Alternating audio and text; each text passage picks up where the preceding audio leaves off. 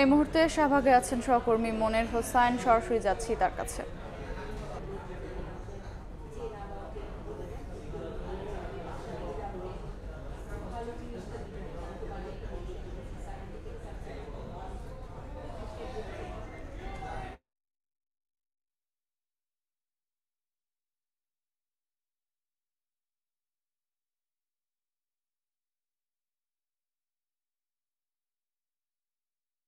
শিক্ষকরা শাহবাগে সকাল থেকেই মহাসমাবেশ পালন করছে এবং সকাল থেকে আমরা যেটি দেখেছি জাতীয় জাদুঘরের সামনের সড়কে তারা অবস্থান করছেন এবং যেই রোদ, এই রোদের মধ্যে তারা বসে আছেন। আমরা সেই সকাল থেকে আসলে যেটি দেখিয়েছি সেটি যে তারা যেটি বলছে যে তাদের প্রথম এই নিয়োগেরই প্রথম ধাপ এবং দ্বিতীয় ধাপে যারা আছে তারা যোগদান করেছে, কিন্তু তারা তৃতীয় ধাপে যারা আছেন তাদের যেই নিয়োগপত্র সেটি আসলে বাতিল করা হয়েছে। সেই প্রতিবাদেই তারা তাদের যেই দাবি, যে নিয়োগের দাবি, সেই দাবিটি প্রকাশ করছে। আমরা আসলে এখানে দেখেছি এর আগে ছাত্র ফেডারেশনের পক্ষ থেকে প্রতিনিধি এসেছেন এবং শিক্ষকদের এই আন্দোলনের সাথে তারা একাত্মতা প্রকাশ করেছে এবং এই মুহূর্তে যুব সংহতির যে সমন্বয়ক জোনায়েদ সাকি এসেছেন এবং তিনিও আসলে এই শিক্ষক প্রতিনিধিদের সঙ্গে কথা বলছেন এবং তাদের যেই দাবির কথা, সেই দাবির কথাগুলো শুনছেন এবং কিছুক্ষণ পরেই তিনি গণমাধ্যমের সঙ্গে কথা বলবেন। তখন আসলে আমরা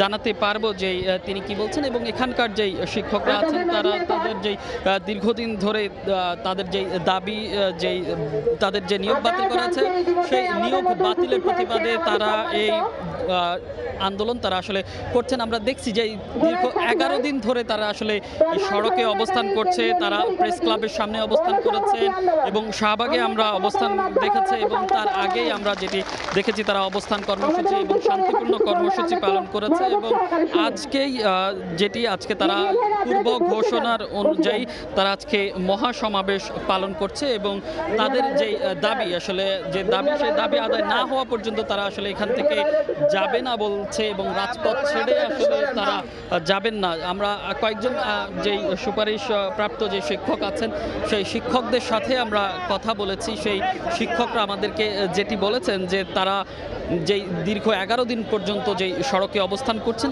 এই অবস্থান আসলে তাদের যে নিয়োগ পাওয়ার ব্যাপারে সেই নিয়োগ না নিয়ে আসলে তারা এই রাজপথ ছাড়বেন না এবং এই আন্দোলন তারা চালিয়ে যাবেন। তো শাহবাগ থেকে প্রাথমিকের যে সুপারিশপ্রাপ্ত শিক্ষক, সেই শিক্ষকদের আন্দোলনের এই ছিল আমার কাছে সবশেষ।